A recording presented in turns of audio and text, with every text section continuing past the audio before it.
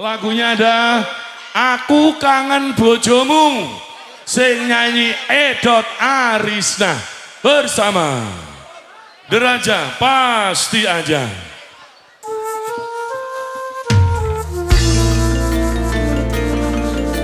Satu lagunya Aku Kangen Bojomu ya. Sakno seneng karo wong ning wonge wis duwe bojo. Ayo. Adoh sisan panggonane. Nanti emang yo. Ning jaba atiku, rak yo adoh to. Ora iso dicekel ya. Ora iso dicekel. Isone mung dibayake tok.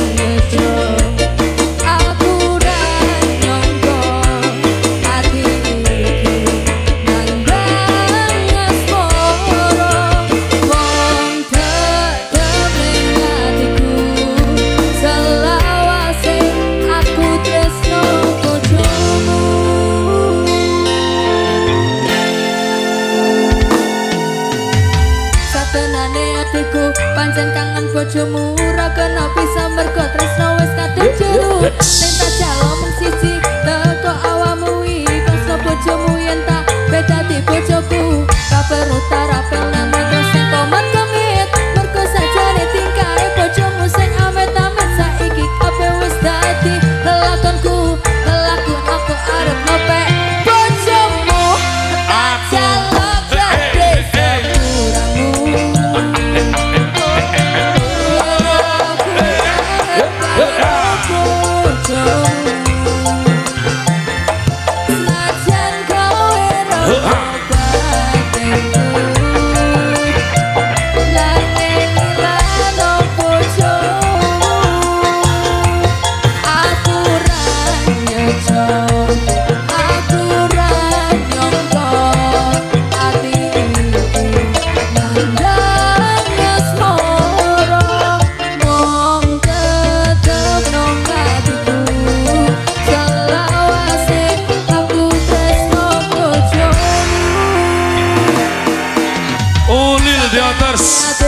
Pancen kangen bojomu ora kena bisa mergo tresno wis kadung juru sing tak jalo mung siji teko awamu iki tresno bojomu yen tak beda di bojoku kabar utara pelemon terus sing komat komet mergo sajane tingkae bojomu sing amit-amit saiki kabeh wis dadi lelakonku lelakon aku arep ngepek bojomu tak jalo gede sepuramu. Wis tak ngapura cahyu aja kuwatir. Hey.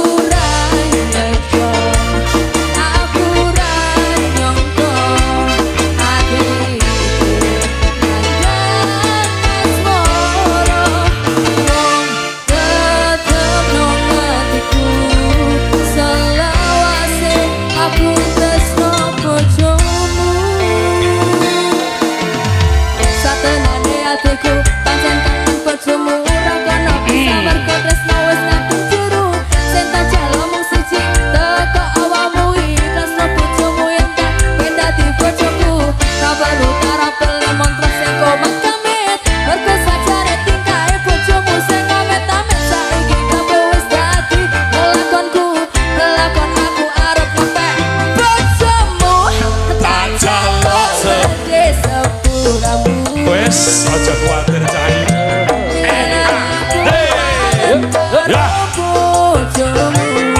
Ora apa-apa.